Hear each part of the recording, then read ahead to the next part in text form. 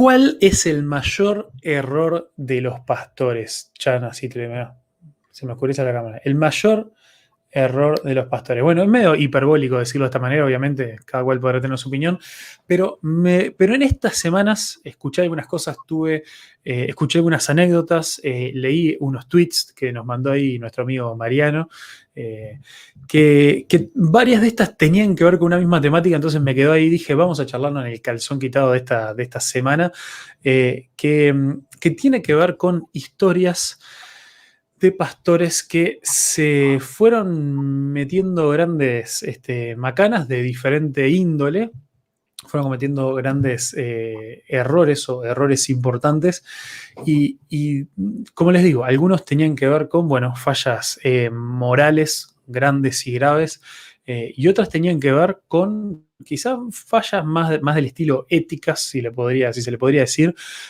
Incluso alguna, cuando hablamos de fallas morales, yo sé que la mayoría de las veces entramos en esto de pensar o de decir que, bueno, ya asumimos que estamos hablando de adulterio o alguna cosa así, pero hay otras cosas, como digo, algunas fallas éticas, como que tienen que ver con el abuso de poder. Y creo que es uno de los temas en los cuales en las iglesias se hace mucho más difícil que una iglesia se ponga firme y remueva a una persona de su tarea, porque alguien en el liderazgo está ejerciendo abuso de poder, o a veces, como se le llama en el ámbito de las iglesias, el abuso espiritual, que es otro tema en el cual no directamente vamos a entrar ahora, pero sería bueno quizá algún día dedicarle un programa a eso. Bueno, la cuestión es esto, ¿no? Personas que entran en liderazgo con buenas intenciones, con un buen corazón, con ganas de servir a Dios, asumimos nosotros, esperamos que sea así, y con el tiempo se van cerrando, se van aislando, va creciendo quizá su ego o su resentimiento por cosas. La cuestión es que una cadena de sucesos van haciendo que esa persona en liderazgo se vaya aislando más del resto de su congregación, de amigos, de familia, de todo lo demás.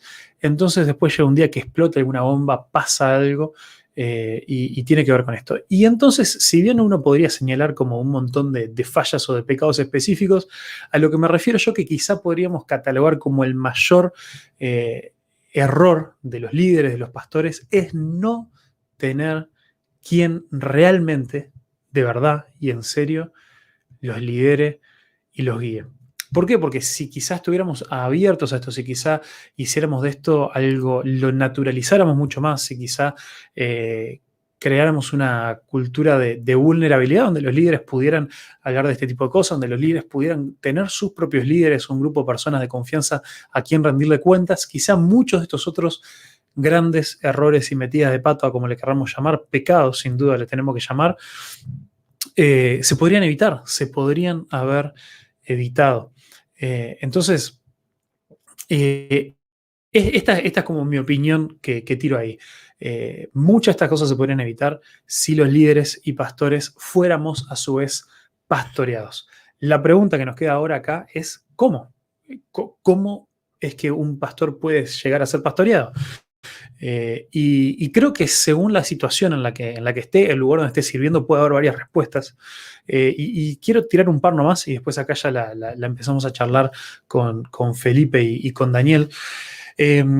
Una, quiero presentar por lo menos dos situaciones, capaz que después ellos me ayudan con otras cosas. Tiene que ver con esto de ¿qué pasa? Imaginémonos una situación ideal de un pastor, de un líder que está en una iglesia grande, conformada, una iglesia con líderes, con personas maduras. Lo ideal de esto, y creo que la Biblia nos da bastante ejemplo de esto, y quizás después podemos charlar ejemplos específicos, mostrar esos pasajes y eso, pero la Biblia nos da ejemplos de que no es bueno que el liderazgo sea sostenido por una sola persona.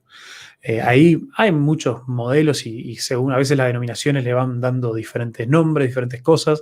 En la Biblia se habla mucho de los ancianos que lideran una congregación.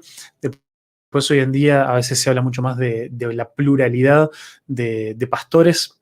En una denominación principalmente que lleva este nombre, se le llama tener un presbiterio.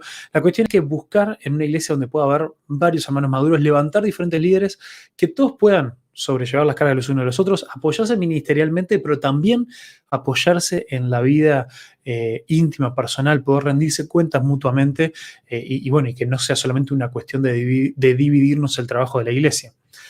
Esa sería una cosa que creo que es dentro de lo ideal, ¿no? Gente con la cual realmente podamos compartir vida. Pero después también está el otro. ¿Cuál es la situación, por ejemplo, no de alguien que recién está comenzando una iglesia, recién se está abriendo una obra, o bueno, se está en un lugar donde quizá la situación es bastante más compleja en cuanto a falta de personas o falta de personas maduras. Bueno, en el caso mío, por ejemplo, que estoy cumpliendo ahora en estos días, estoy cumpliendo un año de estar pastoreando una iglesia bastante pequeña desde que llegamos. Y quieras o no, por más que tenemos una relación preciosa con la gente de verdad y nos han recibido de maravilla, en ciertas cosas nos estamos conociendo todavía.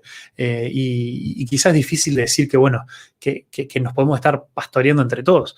Entonces, bueno, ahí también creo que es responsabilidad nuestra poder buscar personas, incluso, bueno, por fuera de la iglesia, quizá otro grupo de pastores, otro grupo de amigos que nosotros tengamos en otros lugares, con los cuales podemos ser intencionales, y esto es importantísimo, buscar ser intencionales en poder buscar pastorearnos los unos a los otros, poder rendirle cuenta a otros, poder abrir nuestro corazón y ser completamente sinceros.